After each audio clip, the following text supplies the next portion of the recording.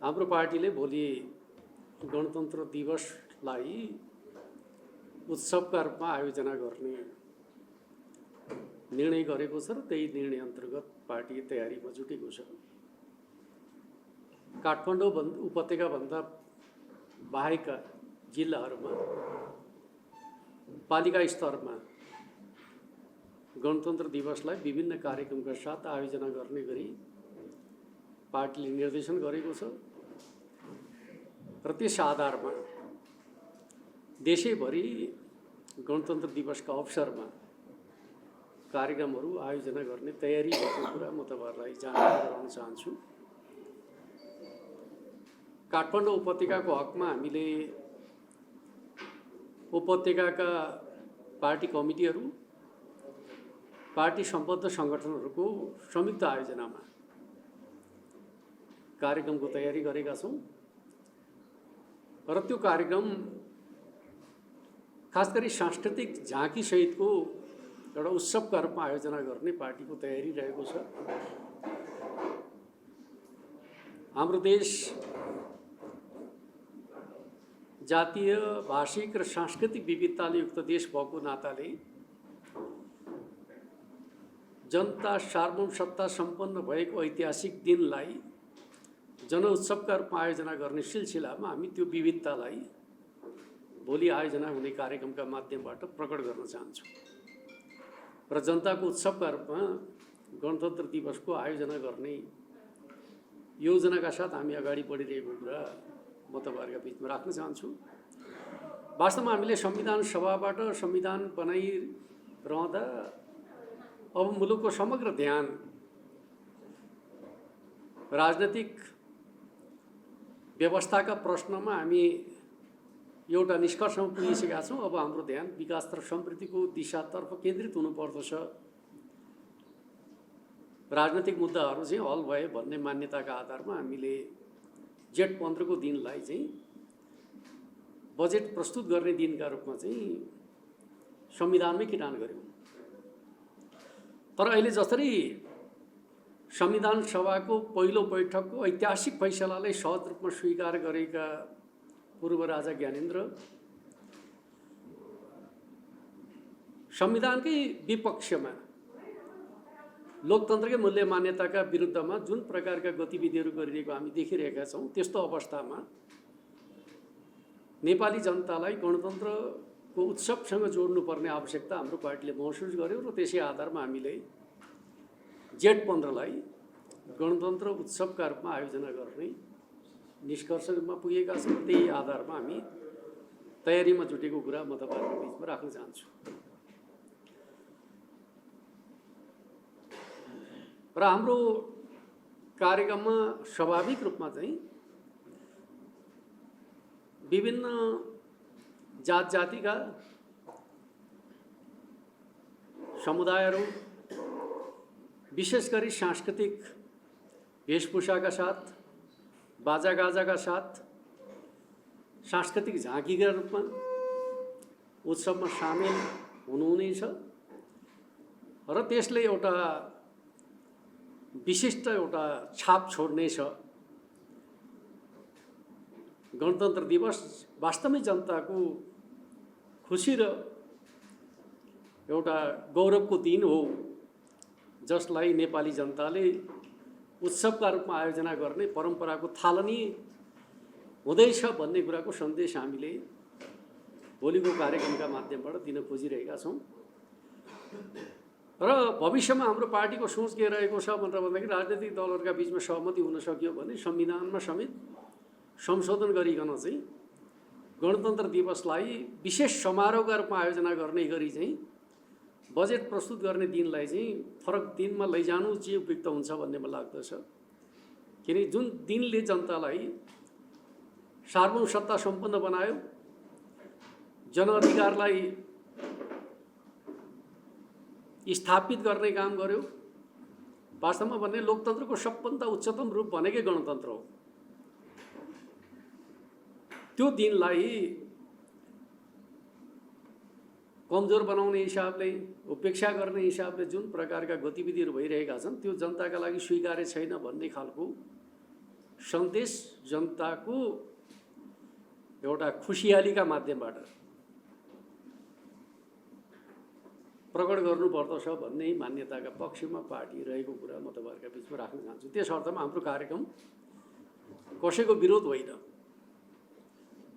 जनताको उपलब्धिको खुसियाली प्रकट गर्ने एउटा समारोहका रूपमा हामीले त्यो कार्यक्रमको आयोजना गर्न खोजेका छौँ। र म चाहन्छु नेकपा एमाले मात्रै होइन, सबै राजनीतिक दलका नेता कार्यकर्ताहरू त्यो दिन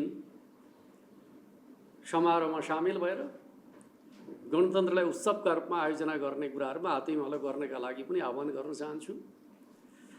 र आम जनतालाई पनि त्यो यसलाई आफ्नो उत्सवका रूपमा चाहिँ लिन र त्यही अनुसार सहभागी हुनका लागि पनि अनुरोध गर्न चाहन्छु। पछिल्ला समय जसरी लोकतन्त्र र गणतन्त्रमाथि प्रहार भइरहेको छ, लोकतन्त्रले के दियो, गणतन्त्रले के दियो भन्ने प्रश्नहरू खडा गर्ने प्रयत्नहरू भइरहेका छ। वास्तवमा भन्दै हो भने छोटो समयमा नेपालका राजनीतिक दलहरूले काम गर्दाखेरि मुलुकमा जुन प्रकारको आर्थिक सामाजिक परिवर्तनको प्रक्रिया सुरु भएको छ त्यो आफैमा महत्त्वपूर्ण छ भन्ने तथ्यलाई पनि बुझ्नुपर्दछ।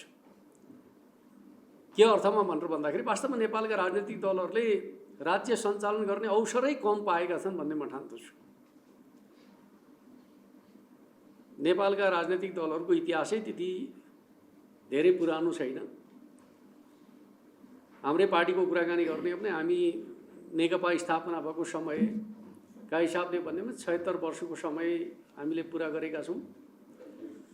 नेपाली काङ्ग्रेसको हकमा भन्ने हो भने 2-3 वर्षको अन्तर हो। त्यस अर्थमा कुनै पनि राजनीतिक दलहरूको इतिहास 100 वर्ष पनि पुगेको छैन।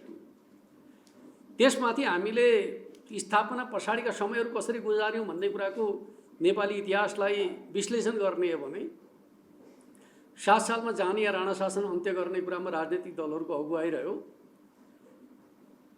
भागेर गएका राजा त्रिभुवन नेपाल फर्किसकेपछि 7 देखि 15 सालसम्म त प्रधानमन्त्री फेर्ने काम त जनताले गरे होइन नि, प्रधानमन्त्री बनाउने काम पार्टीहरूले गरे होइन। प्रधानमन्त्री बनाउने र प्रधानमन्त्री फेर्ने काम राजाले नै गरेका हुन्। त्यस अर्थमा त्यो समय 7 सालदेखि 15 सालसम्मको समय हेर्दा पार्टीका नेताहरू प्रधानमन्त्री भए होलान्, तर वास्तवमा भन्ने हो भने त्यो लोकतन्त्रका रूपमा जनताको शासनका रूपमा त्यो समय स्थापित हुन सकेन। 15 सालमा चुनाव भयो, नेपाली काङ्ग्रेसले बहुमत प्राप्त गर्यो, विश्वेश्वर प्रसाद कोइराला प्रधानमन्त्री हुनुभयो, तर 2 वर्ष नपुग्दै अपदस्थ हुनु पर्यो र सिङ्गो व्यवस्थामाथि नै सङ्कट उत्पन्न भयो। दलहरू प्रतिबन्धित भए र मुलुकमा राजाको सक्रिय शासनका रूपमा चाहिँ निरङ्कुश पञ्चायती व्यवस्था लाद्ने काम भयो। 30 वर्षसम्म त नेपालका राजनीतिक दलहरूले निरङ्कुश पञ्चायती व्यवस्थाका विरुद्धको सङ्घर्षमा बिताएका छन्। 46 सालमा वाममोर्चा र नेपाली काङ्ग्रेस मिलेर लोकतन्त्र प्राप्त गरिसकेपछिको समयको हिसाबले भन्नुहुन्छ भने 47 देखि 52 सालसम्मको समय नेपालका राजनीतिक दलहरूले काम गर्न पाएको समय मान्ने भने 5 वर्षको समय हो। 52 सालदेखि मुलुकमा चाहिँ हिंसाको राजनीति सुरु भयो। 10 वर्षसम्म चलेको हिंसाको राजनीतिमा प्रहारको निशाना को बने त भन्दाखेरि चाहे राज्यका तर्फबाट होस् चाहे विद्रोहीका तर्फबाट होस् राजनीतिक दलका नेता कार्यकर्ताहरू नै भए। त्यो समय विकास र समृद्धिका लागि काम गर्ने अनुकूल समय नै बन्न सकेन। त्यसपछि शान्ति प्रक्रिया पछाडि मुलुकमा हिंसाको राजनीति त अन्त्य भयो, तर मुलुकमा फेरि राजनीतिक सङ्क्रमणको अत्यन्त जटिल समयबाट हामी गुज्र्यौँ। संविधान निर्माणको 10 वर्षको सङ्क्रमण कालको कुराकानी गर्नुहुन्छ भने जनताका आकाङ्क्षाहरूको परस्पर विरोधी मनोविज्ञानको व्यवस्थापन नै यति चुनौतीपूर्ण बन्यो कि कुनै एउटा अञ्चलमा 1 महिनामा 22 देखि 25 दिनसम्म बन्द हडतालहरू भए। त्यो समयमा राजनीतिक दलहरूले विकास र समृद्धिको नेतृत्व गर्न सकेन भनेर आरोप लगाउन मिल्दछ र? मिल्दैन।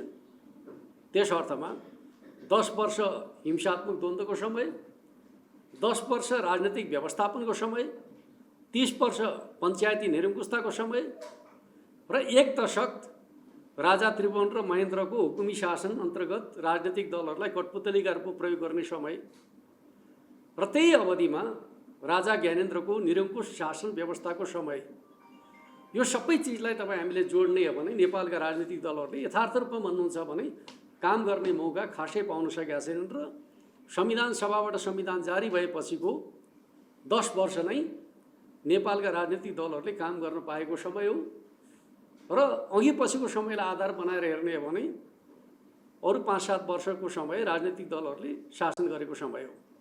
त्यो हिसाबले हेर्नुहुन्छ भने 15-16 वर्षको समय मात्रै नेपालका राजनीतिक दलहरूले निर्वाध ढङ्गले काम गर्न पाएको समय हो भनेर बुझ्नुपर्दछ। त्यस अर्थमा दलहरूले गर्न सकेनन् भन्ने खालको कुराको जे आरोप लाग्ने गर्दछ त्यो सत्य होइन, गर्न पाएनन् भन्ने कुरा नै नेपालको राजनीतिको सत्य हो। आज दुनियाँका देशहरूले गरेको प्रगतिको कुराकानी गर्ने हो भने उनीहरूले निर्वाध ढङ्गले काम गर्न पाएको समय कम्तीमा 200-250 वर्ष चाहिँ राष्ट्र निर्माणका लागि काम गर्न पाएका छन्। जुनसुकै मुलुकलाई पनि हेर्नुभयो भने बिना कुनै अवरोध 200-250 वर्ष काम गर्न पाएका मुलुकहरू, लोकतान्त्रिक मुलुकहरू विश्व राजनीतिमा देखिन्छन्। तर हामीले त नेपालमा लोकतान्त्रिक ढङ्गले शासन चलाउन पाएको समय कति छ भन्दाखेरि अत्यन्त कम समय छ। त्यसमाथि कति ज्यादा परिवर्तन भएको छ पञ्चायतको तुलनामा भन्दै हो भने म धेरै तथ्यहरू तपाईँहरूका बिचमा राख्न चाहन्न, केही सीमित तथ्यहरूको मात्रै कुराकानी गर्न चाहन्छु। पञ्चायतको अन्तिम समयमा नेपालको अर्थतन्त्रको आकार, कुल गृहस्थ उत्पादन 4.25 खरबको हाराहारीमा थियो। आज नेपालको कुल गृहस्थ उत्पादन, नेपालको अर्थतन्त्रको आकार 57 खरबको हाराहारीमा पुगेको छ र आउने 1 वर्षमा मात्रै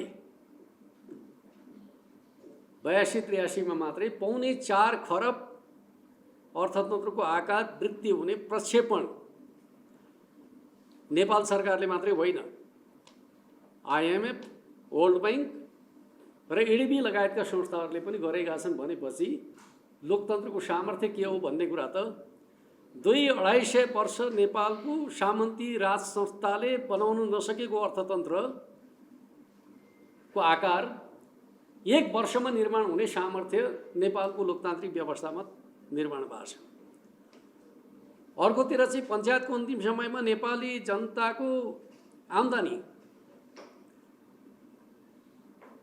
पर क्यापिटा इन्कम, प्रति व्यक्ति आय $200 भन्दा कम रहेको अवस्थाबाट हामी झन्डै आज $1500 को हाराहारीमा पुगेका छौँ। यद्यपि यो पर्याप्त होइन।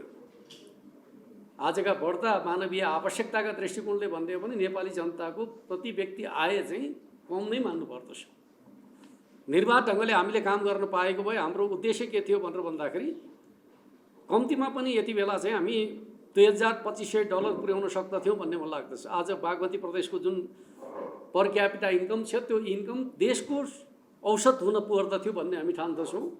त्यो प्रकारले हामीले काम गर्ने सोच पनि बनाएका थियौँ।